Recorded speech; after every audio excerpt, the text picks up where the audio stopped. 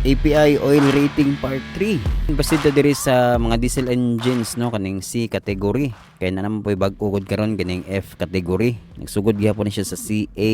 Then obsolete na ni according sa API hantod sa CG-4. So daghan-daghan nag-obsolete ani. Kung obsolete di ay ang meaning ana sa API is wala na sila naghatag og licenses ana nga oil or ana nga standard sa oil kay wala naman siya nagamit daw sa requirements sa mga modern engine. So mostly ang ilaha lang gina-license daw is kadtong mga considered pa nila as katong latest. Although na pa yung mga brands yun nga nagabaligya atong mga obsolete na sa API nga mga engine oil classification, pero kabalo man sila unsa pod ang mga requirements ato, unsa nga mga ingredients, unsa nga mga standards pod ang i-apply ato. Daghan man gud gihapog mga sakyanan nga karaan nga nanagan pa hantod karon, and then mas barato mo pod siya compared sa mga modern engine oils. So dili pud ta kumpiyansa di og palit og mga baratohon nga engine oils kay basig bag-o atong sakyanan or medyo latest ang imong sakyanan. Nya pag tan-aw ni mga barato ra, daghan kong nakit-an ana sa mga auto supply barato siya, pero tan-aw nimo ihang API oil rating baba siya no. Daan-daan na siya nga asite. So expect na lang pod nga katong bag-o nga asite nga naay bag-o nga API oil rating, mahal-mahal gyud pud to. Although naay mga uban pod nga asite di ay nga bisan pag mga modern nga barato pod siya. Kay dili bangod kayo siya branded, dili kayo known iyang brand. Diri ra pod sa Pilipinas ang uban gi manufacture or katong mga silingan ra nato nga nasod diri nga dulduol lang. Example is kining Motion brand nga engine oil, Singapore or Malaysia daw ni siya gikan. Imuha ning i-research iyang price, barato-barato ra siya. Barato siya pero nindot ang iyang performance pod ug imuhang i-research pod ang iyang mga reviews. Naa po ning Volga, Philippine made daw ni siya. Barato gihapon ni siya compared sa uban nga mga engine oil.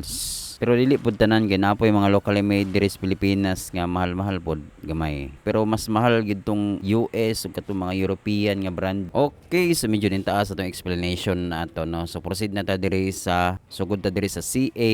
So CA is obsolete na, then not suitable for use in most diesel powered engines built after 1959. So meaning 1959 below nga mga tuig mo na ginagamit sa unang panahon. Mao po ni pinakaunang oil nga gi-certify or gi-license sa API. Then CB, not suitable for use in most diesel-powered engines built after 1961. So 1961 below ra gigamitan ani. Next is CC, caution, not suitable for use in most diesel-powered engines built after 1990 po ni. Pero napay mapalit na to ani, napay mga nakita nga diesel engine oils nga CC. Then obsolete na po siya sa API. Then CD, napay baligya ani diri sa Pilipinas, pero obsolete na sa API. Then not suitable for use in most diesel-powered automotive engines built after 1994. Same sila aning CD-2 ug CE, dili suitable sa mga makina nga after 1994 na buhat or na manufacture. Then next is CF, not suitable for use in most diesel powered engines built after 2009.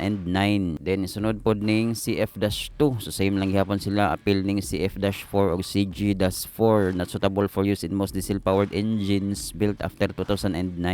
So 2009 below ra gigamitan ani nga mga asite. Then introduce na pod ning CH-4, mao ning isa sa mga current karon nga gina-license sa API. Introduced in 1998 for high-speed 4-stroke engines designed to meet 1998 exhaust emission standards. CH-4 oils are specifically compounded for use with diesel fuels ranging in sulfur content up to 0.5% weight, can be used in place of CD, CE, CF-4 and CG-4 oils. So, meaning katong CD, CE, CF-4 and CG-4 oils nga required sa makina pwede ilisan aning CH-4 kung wala na baligya ato. So mas improve man ning CH-4 sa mas tindot ni gamiton. Din yung sunod ani is CI-4. Gi-introduce ni siya atong 2002.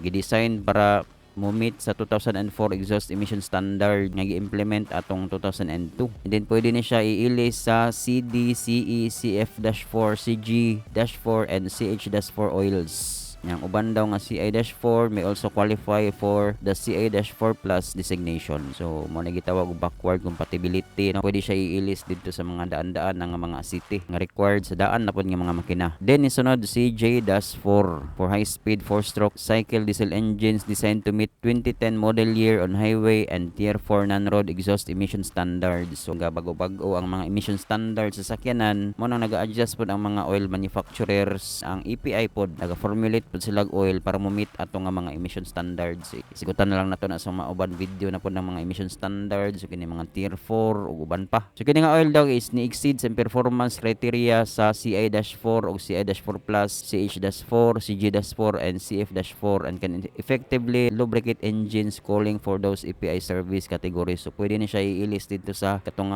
mga na-mention nga API oil rating. Next, ang pinaka latest karon gining CK-4. So API service category CK-4 describe for use in high speed 4-stroke cycle diesel engines designed to meet 2017 year on highway and tier 4 non-road exhaust emission standards as well as for previous model year diesel engines. And then exceed na siya sa performance criteria sa CJ-4, CI-4 o CI-4 Plus and CH-4. And then pwede na siya i-list daw or itubil dito sa mga makina nga nang inahanglan atong katong mas daan niya nga mga asiti nga naa atong API oil categories. So naagya po na siya backward compatibility kay pwede siya i-list dito sa mga daan-daan nga oil niya. Then pinaka-latest sa API oil categories kaning F nga rating no. Pinakauna na is kining FA-4, isa sa pinaka-latest karon nga diesel engine oil. Iapila na to ni. Kay pang diesel engine mangyapon ni. Then wala ni siya backwards compatibility de no, same lang ni sila sa CK-4 nga 2017 na develop. Pero kining FA-4 kadto ra yung mga gikan sa paggawas ani nga asite katong nga mga sakyanan gikan sa 2017 or 2018 hantud karon nga naga-require aning FA-4 kadto lang yun ang pwede nimo tubilan ani kay mas lower daw ni ang viscosity ani and then gidesign gud ni sa katong mga bag-o na gud kaayo karon nga mga makina ya need nimo tan-awon gihapon sa owner's manual kung pwede ni siya itubil kay madaot daw imong makina ani kung wala nag-require ani nga klase sa city kay naa ni mga properties mga additives nga dili bagay pod kung wala ga-require ang makina ani. So ginabalik-balik na nato nga mutan-aw gud gihapon sa owner's manual or mag-research kung unsa nga asiti ang required sa makina sa imong sakyanan. So para safe, tan-aw gud og maayo sa owner's manual kung magtubil ka ani nga asiti kaning FA-4.